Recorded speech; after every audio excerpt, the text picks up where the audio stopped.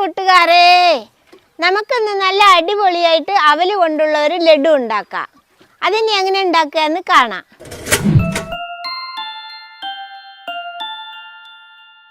ഞാനിവിടെ 1 കപ്പ് അവല് കൊണ്ടാണ് ഉണ്ടാക്കുന്നത്. അതിനുള്ള സാധനങ്ങളാണ് ഈ നിരത്തി വെച്ചിരിക്കുന്നത്. ആദ്യം നമുക്ക് ഈ കടലയും അവലൊക്കെ ഒന്ന് വറുത്തെടുക്കാം. ഇനി നമുക്കൊരു ചട്ടി അടുപ്പത്ത് വെക്കാം. ഇനി നമുക്കിതിലൊരു 1/2 കപ്പ് നിലക്കടല തോലൊക്കെ കളഞ്ഞത് ഇട്ട് കൊടുക്കാം. അതൊന്ന് ചൂടാക്കാം. ഇത് നമുക്കൊരു 2 മിനിറ്റ് ഒന്ന് വറുത്തെടുക്കാം. വറുത്ത കടലയാണ്, എന്നാലും നമുക്കൊന്ന് ചൂടാക്കാം. ചെറിയ തീയിൽ വെക്കണം കേട്ടോ മക്കളെ, അല്ലെങ്കിൽ കരിഞ്ഞു പോവുക. ഇനി നമുക്കിതിൽ ഒരു 1/2 കപ്പ് പൊട്ടുകടല ഇട്ട് കൊടുക്കാം. അത് നമുക്ക് 1 മിനിറ്റ് ഇളക്കി കൊടുക്കാം. പൊട്ടുകടല എന്ന് പറഞ്ഞാൽ വേഗം ചൂടാവുമല്ലോ.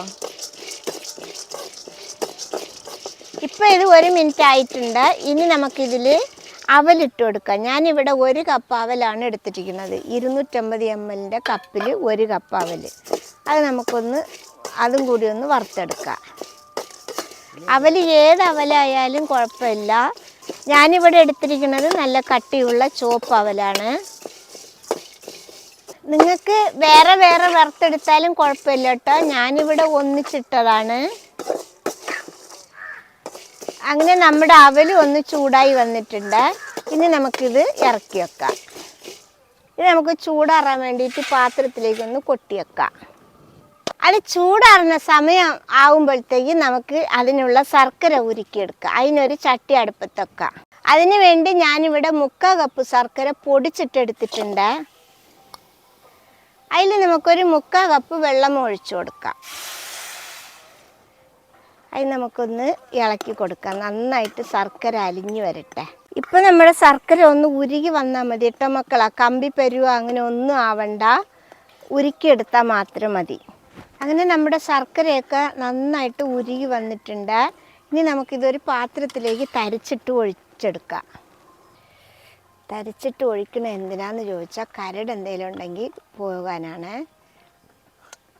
ഇത് കണ്ടില്ലേ? ഇപ്പം നമ്മൾ വറുത്ത് വെച്ച കടലയും അവലൊക്കെ നന്നായിട്ട് ചൂടാറിയിട്ടുണ്ട്. ഇനി നമുക്കിതൊന്ന് പൊടിച്ചെടുക്കാം.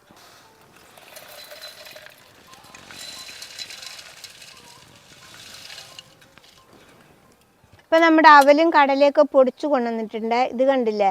വല്ലാതെ പൊടിക്കാനും പാടില്ല, ഒരു ചെറിയ തരിയോടെ കൂടി വേണം പൊടിച്ചെടുക്കാൻ. എന്ന് വെച്ചാൽ നമ്മളിങ്ങനെ നോക്കുമ്പോൾ റവ പൊടി പോലെ ആവണം, അങ്ങനെ വേണം പൊടിച്ചെടുക്കാൻ. ഇതിവിടെ ഇരിക്കട്ടെ. നമുക്കിനി ഈ അടുപ്പത്ത് തന്നെ അണ്ടിപ്പരിപ്പ് മുന്തിരിയൊക്കെ ഒന്ന് വറുത്തെടുക്കാം. നമുക്കിനി ഇതിൽ 1 ടേബിൾ സ്പൂൺ നെയ്യ് ഒഴിച്ചു കൊടുക്കാം.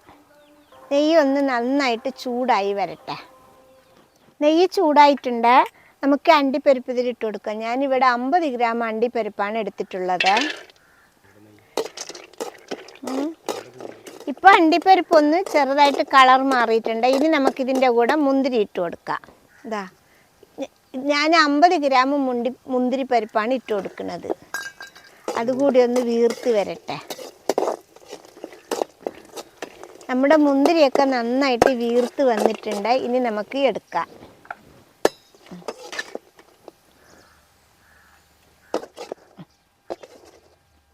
ഇനി ഇതിലേക്ക് നമുക്ക് നമ്മൾ ഉരുക്കി വെച്ച ശർക്കര പാനി ഒഴിച്ചു കൊടുക്കാം.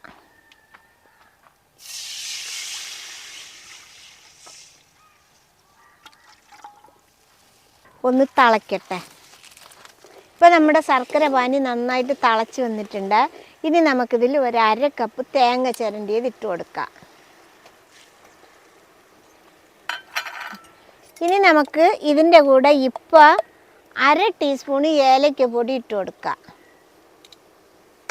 ഇനി നമുക്ക് നന്നായിട്ടൊന്ന് ഇളക്കി നന്നായിട്ട് തിളച്ച് വരട്ടെ. ശർക്കര പാനി കട്ടിയാവാനൊന്നും നിൽക്കണ്ട, തേങ്ങ ഇട്ട് ഒന്ന് തിളച്ചാൽ മതി. ഇനി നമുക്ക് നമ്മൾ പൊടിച്ച് വെച്ച പൊടി ഇതിലേക്ക് ഇട്ട് കൊടുക്കാം. ഒന്ന് നന്നായിട്ട് ഇളക്കി കൊടുക്കാം. അവലും കടലയും ഒക്കെ പൊടിച്ചതൊന്ന് നന്നായിട്ട് ശർക്കരയിൽ കിടന്ന് കട്ടിയായി വരട്ടെ. അതുവരെ നമുക്ക് ഇളക്കാം. ഇതാ ഈ രീതിയിൽ കട്ടിയായി വരുമ്പോൾ നമുക്ക് നമ്മുടെ അണ്ടിപ്പരിപ്പും മുന്തിരിയൊക്കെ വറുത്തതില്ല, അത് നമുക്കിതിലേക്ക് ഇട്ട് കൊടുക്കാം. അതിൻ്റെ കൂടെ നമുക്ക് ഒരു 2 ടേബിൾ സ്പൂണ് നെയ്യും കൂടി ഒഴിച്ചു കൊടുക്കാം.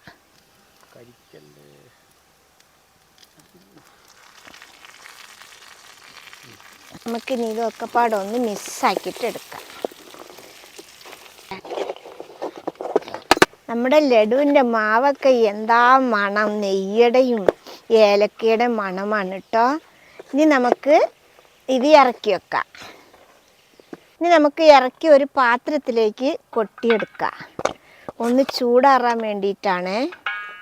വല്ലാതെ ചൂടാറരുത്, നമുക്ക് കയ്യിൽ പിടിക്കണ പരുവാകുമ്പോൾ നമുക്കതൊന്ന് ഉരുട്ടിയെടുക്കണം.